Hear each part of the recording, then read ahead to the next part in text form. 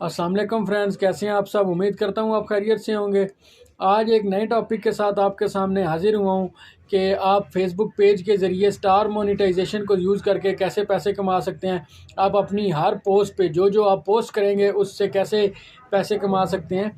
तो जैसे कि आपको स्क्रीन में नज़र आ रहा होगा कि एलिजिबिलिटी क्राइटेरिया क्या स्टार मोनेटाइजेशन के लिए। सबसे पहले तो आपको 1000 फॉलोअर चाहिए अपने पेज पे और आप एलिजिबल कंट्री में रहते हैं। तो जैसे कि मेरी लोकेशन जो है वो पाकिस्तान की है, तो आपको नज़र आ रहा होगा कि पाकिस्तान एलिजिबल कंट्रीज़ में आता है। तो आपको 1000 फॉलोअर्स पूरे करने हैं, फिर आपके पेज पे स्टार मोनेटाइजेशन ऑन हो जाएगी और लोग आपको स्टार्स भेजेंगे, आप उनसे अर्न करेंगे।